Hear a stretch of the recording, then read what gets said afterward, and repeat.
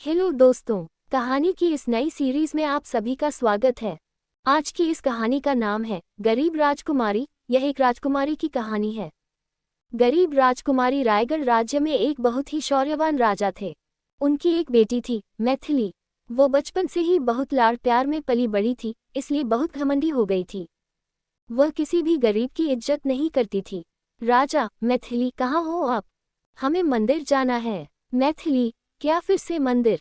राजा, गुड़िया आज तुम्हारा जन्मदिन है, तो मैंने सोचा है कि मैं तुम्हारे हाथों से गरीबों को कुछ कंबल दान करवाऊं। मैथिली, पिताजी अगर आपको कंबल दान करना था तो आप ही कर देते। मुझे मंदिर में ले जाने की क्या जरूरत है? बहुत कहने पर राजकुमारी मंदिर जाने को तैयार हुई, पर मंदिर में राजकुमारी सबको कंबल फेंक कर देती है। राजा, बेटा थोड़ा इज्जत से कंबल दो। तब एक गरीब राजकुमारी को आशीर्वाद देने के लिए उसके सिर पर हाथ रखता है। मैथिली, ये क्या कर रहे हो तुम? दूर रहो मुझसे। फिर एक किसान वहां पर फलों की टोकरी लेकर खड़ा हो जाता है।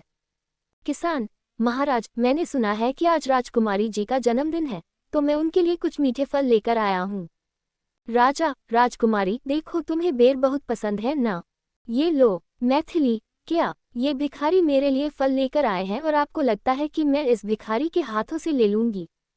फिर वह फलों की टोकरी को लात मारकर सारे फल नीचे गिरा देती है। मैथिली, इन्हें कह दो ले जाएं अपने फल। राजा, राजकुमारी ये क्या बदतमीजी है, माफी मांगो इनसे, ये बड़े हैं तुमसे। मैथिली, नहीं पिताजी मैं नहीं मांगूंगी माफी वाफी, और वहां से चली जाती है। राज्य में लोग आपस में बात करते हुए, पहला व्यक्ति, अरे देखा आज राजा की बेटी कितने घमंड के साथ सबसे पेश आ रही थी। दूसरा व्यक्ति, भाई अपनी औलाद को हमारे राजा राह पर नहीं ला पाए। कहाँ हमारे राजा का बर्ताव और कहाँ राजकुमारी का घमंडी स्वभाव। पहला व्यक्ति, सही कहा भाई, पता नहीं राजा कभी उसे सुधार पाएंगे या नहीं। किसी के साथ बात तक करने नहीं आती राजकुमारी को। शाम को राजकुमारी के जन्मदिन की दावत में सब लोग भोजन कर रहे होते हैं। मैथिली, पिताजी आपने क्या बनवाया है? आपको पता है ना मुझे पालक की सब्जी बिल्कुल पसंद नहीं है, और ये दही बड़ा में दही इतना खट्टा। और थाली पर से उठकर चली जाती है। राजा बहुत अपमानित महसूस करता है। शाम को जब राजा अकेला बगीचे में बैठा होता है, तब उसके कंधे पर कोई हाथ रखता है। राजा, मौसी आप? मौसी, हाँ बेटा, आज मैंने सोचा कि आज राजकुमारी के जन्मदिन पर उससे मिलकर उसे आशीर्वाद दे दूं। पर यहाँ आकर देखा तो, राजा, मौसी मुझे लगता है मेरी ही परवरिश में कोई कमी रह गई है, पर अब मैं क्या करूं कि वह सबकी इज्जत करना सीख जाए। मौसी, मेरे पास एक तरकीब है, देख मैं राजकुमारी के लिए कंगन लेकर आई हूँ। राजा की मौसी राजकुमारी को कंगन पहनाती है, पर वो कंगन राजकुमारी को चुभ जाता है। मैथिली, मौसी ये क्या कर रही हो? बहुत दर्द हो रहा है। नहीं पहनना मुझे कोई कंगन। कुछ दिन बाद राजा का पूरा राज्य दूसरा राजा हड़प लेता है। राजा राजकुमारी को लेकर एक छोटे से गांव में जाकर रहने लगता है। राजा, बेटा अब हमें यहीं रहना पड़ेगा। मैथिली, क्या यहीं? पर पिताजी मैं इस झोपड़े पट्टी में कैसे रहूंगी? आपको पता है ना, इन गरीबों को देखकर मेरा दम घुटता है और आप मुझे इन्हीं के बीच में रहने के लिए कह रहे हैं। राजा, हाँ बेटा, पर तुम्हें तो पता ही है ना कि अब मेरा पूरा राज्य मुझसे छिन चुका है, तो हमें कुछ दिनों के लिए यहाँ रहना होगा। फिर राजा और राजकुमारी दोनों उसी झोपड़पट्टी में रहने लगते हैं। एक दिन राजा को काम के सिलसिले से कहीं बाहर जाना पड़ा। राजा, बेटा कुछ दिनों के लिए मुझे दूसरे राज्य में जाना पड़ेगा, बहुत जरूरी काम है। मैथिली, पर पिताजी मैं यहाँ अकेली इन लोगों के बीच में नहीं रह सकती, आप मुझे भी अपने साथ ले चलिए ना। राजा, नहीं बेटा, वहाँ तुम्हारी जान खतरे से खाली नहीं होगी। मैथिली, तो फिर आप भी मत जाए। राजा, काम बहुत जरूरी है, नहीं तो तुम्हें छोड़कर मैं बिल्कुल नहीं जाता। अच्छा सुनो, यहाँ पर तुम्हें ही खाना बनाना होगा और हाँ सारा काम भी तुम्हें ही करना पड़ेगा। तुम थोड़ा अपना ध्यान रखना और हाँ अगर कुछ समझ ना आए तो आसपास किसी से मदद ले लेना। राजा वहाँ से चला जाता है।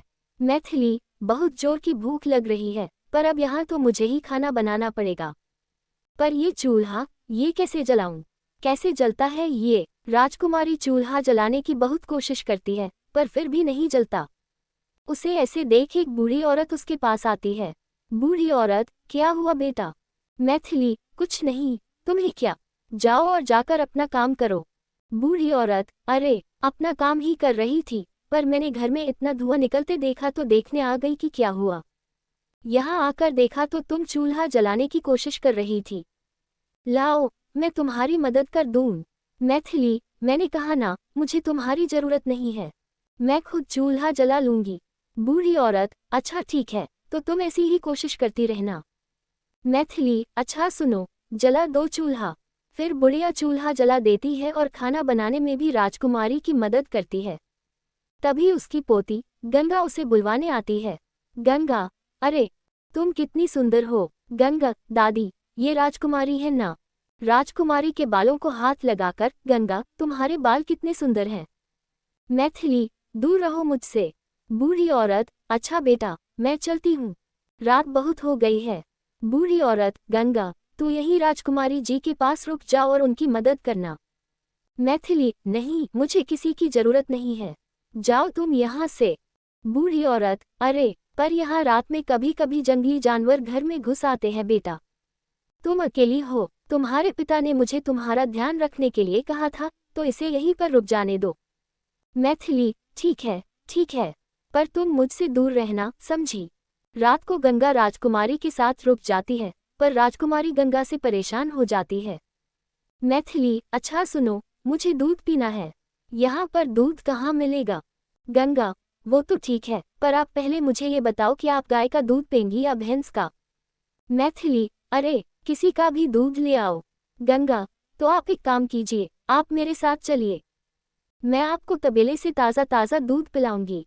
मैथिली, क्या तबेला? प्रश्नवाचक चिन्ह, ये क्या होता है। गंगा, चलो आज मैं आपको दिखाती हूँ। फिर गंगा राजकुमारी को तबेले में लेकर जाती है।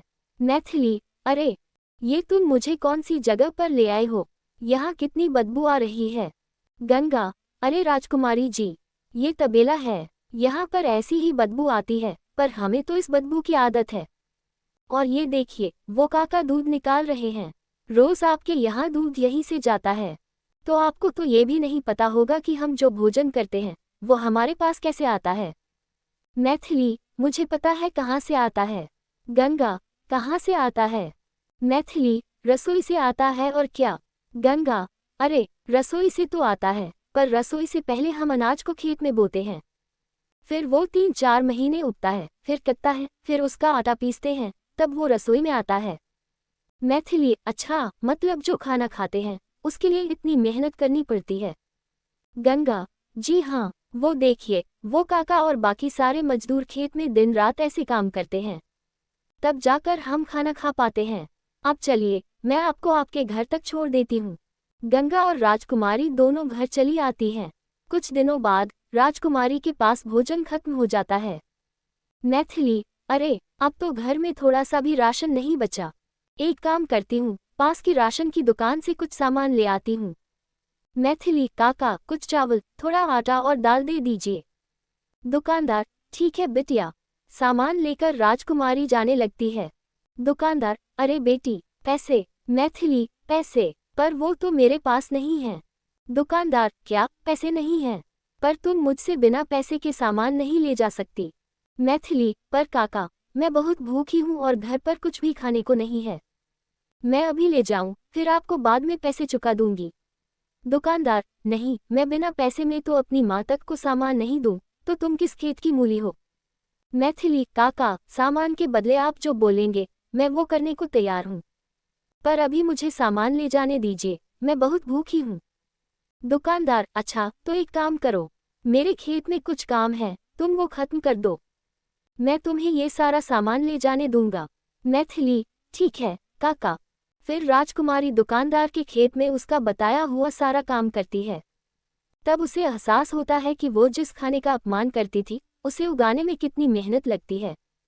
मैथिली, कुछ समय पहले मुझे खाने की कदर नहीं थी और आज खाने के लिए मुझे कितनी मेहनत करनी पड़ रही है। फिर वो काम करके अपना सामान घर ले जाती है।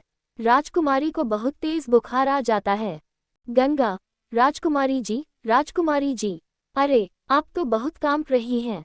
फिर गंगा राजकुमारी के हाथों को अपने हाथ में लेकर मसलने लगती है। गंगा, अरे आपके हाथों में तो छाले हो गए हैं, मैं दादी को बुलाकर लाती हूँ।